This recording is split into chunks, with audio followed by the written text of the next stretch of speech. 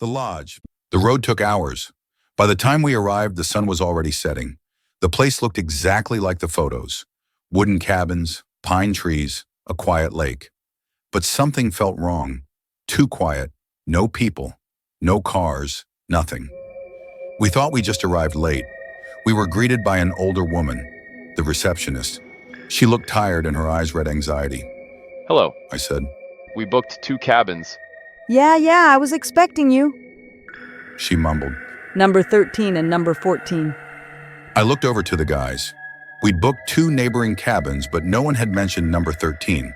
They usually try not to use numbers like that. Cabin 13? Seryoga asked. Why don't you give us something else? There are no others available. She said, and her tone left no room for argument. Don't worry, it's no different from the others. The keys are on the table. The cabins are over there. She waved toward the woods. Breakfast in the dining hall from 8. Now, if you'll excuse me, I'm tired.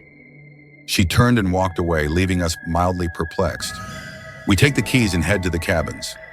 I don't like it anymore, Said Nastya. Come on. I said. We went to our cabins. They were standing in a small clearing surrounded by tall pine trees. It looked nice and cozy.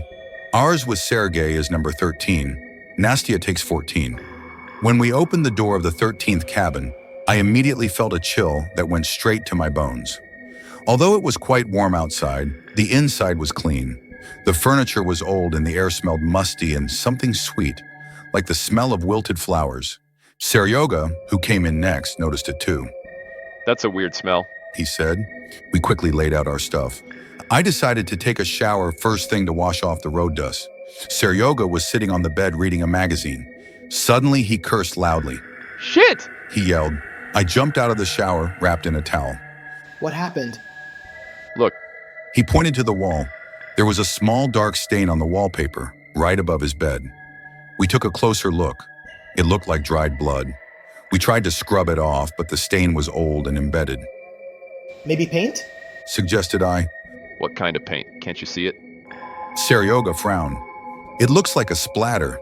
We decided not to dwell on it, writing it all off to an old campground. We met Nastya at her cabin to have dinner together. Her cabin, number 14, was perfectly normal. There was no strange odor, no stains on the walls. We sat, we chatted, we drank.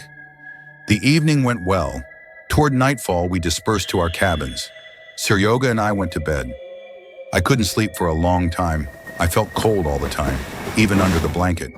And that smell, it got even stronger. It haunted me. And then I heard a creak, light, barely audible, like someone walking on the floorboards. I opened my eyes. It was dark in the cabin. Only the light of the moon was coming through the window. I turned to Seryoga. He was asleep. The creaking was repeated. It came from the corner of the room. I cautiously raised myself on my elbows, peering into the darkness. I thought I saw a silhouette of some sort. It stood, barely distinguishable, and just stared at me. I froze. My heart was pounding frantically. I couldn't move, couldn't even scream. The silhouette looked like a woman with long, loose hair. Suddenly, she slowly raised her hand and pointed to the wall, to that same dark spot. Her hand was thin and pale, and her fingers were unnaturally long.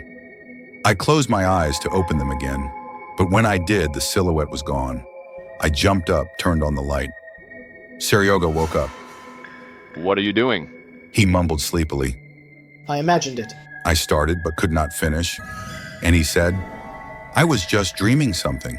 I didn't want to scare him, especially since I myself wasn't sure it wasn't a dream. I stayed up until the morning, all the while looking in every corner, listening for every rustle. In the morning, we met up with Nastya. We had breakfast and then decided to go to the lake. I didn't tell the guys anything. I didn't want them to think I was crazy. When we got back to our cabins, Dima noticed something strange. Do you guys have the door open? He asked, pointing to our cabin. The door was ajar. We were sure we had closed it. We went inside. Nothing was missing. Things were in their proper places.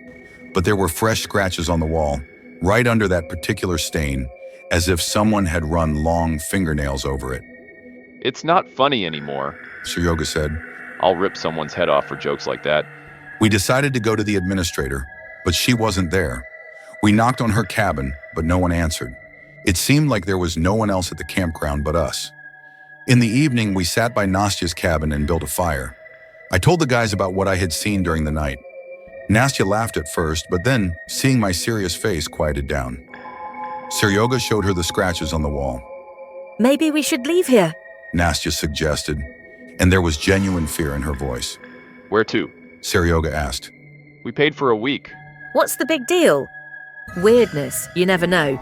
I decided to figure it out myself. Went to the manager's cabin. The door was unlocked. I went inside. There were some old documents on the table. I started going through them. They were guest registers. I found records from last year, and there opposite number 13, there was a notation, special occasions. I started looking for details and I found it. A few months ago, a young girl died in this cabin. Her body was found on the floor. The cause of death was cardiac arrest. But then there was a footnote. Marks on the neck. Possible strangulation. Suspect her boyfriend got away. And there's a note next to it. Multiple scratches on the walls. My heart dropped. I quickly went back to the guys. Told them everything I'd learned. It's a spirit. Nastya said. The spirit of this girl. Shouted Seryoga. All of this can be explained. An accident. Coincidence. But I was sure. Something was wrong. We made a decision. This night we will not sleep in the cabins. We'll lie down in the car and leave in the morning. We packed up all our stuff and got in the car. We sat in complete darkness, quietly afraid to even breathe. It was past midnight. Suddenly, Seryoga pointed his finger in the direction of our cabins. The windows of our cabin on the 13th were glowing, although we had definitely turned off all the lights. And then a silhouette appeared right in front of the window. The same one I'd seen the night before. A woman with long hair. She stood and looked right at us. Let's go! Seryoga shouted. He started the car, but the engine stalled. He turned the key again and again. The ignition, but to no avail. The silhouette didn't move. He just stood there and watched. And then he started to slowly walk out of the house and walk toward us. Nastya screamed. I grabbed her hand, trying to calm her down. What does she want? That thought was bouncing around in my head. Scratches, I whispered. She was pointing at the scratched wall and at the stain. That's her blood, I realized. She needed help. She didn't want to hurt us. She wanted us to know what happened to her. The silhouette was getting very close. We saw her face. It was as pale as a dead person's, and her eyes were full of sorrow. What do you want? I shouted, unable to stand it. Suddenly, the silhouette disappeared. At that moment, out of nowhere, a jeep drove into the clearing. 2 men came out of it. One of them, young and tall, approached us. Sorry guys, we're just here. He began, but was interrupted by the second man, who was older. What are you guys doing here? The campground is closed. We told them that we came on a voucher, that the administrator checked us in. No way. The older man said. The campground has been closed for 6 months. And who are you? Seryoga asked. We are from the police, Replied the older man. investigating a case. That guy, the killer, is still missing. The younger guy stood back and looked around. He was tall with a short haircut. In the headlight, I saw his face, and then it hit me. He looked a lot like the guy in the photo in the logbook, in the picture of that girl's boyfriend. Killer, That's him. I whispered, pointing at him. He's the one who killed her. The junior cop immediately changed his face. He grabbed his holster, but the older man stopped him. What are you talking about? The older man asked. But I couldn't keep quiet anymore. I saw her. Her spirit. She told me that he killed her. My words sounded like the ramblings of a madman, but they were so confident that even the older policeman thought for a second. The younger one abruptly turned around and ran into the woods. We were all shocked. The older policeman rushed after him. I knew it. He whispered as he ran past us. I knew he was involved. The car started with half a turn. We sat dumbfounded and not realizing what had happened. We never found out what happened next, whether the killer was apprehended, but we drove out of there without looking back. On the way, I had another thought about that. None of this was a coincidence.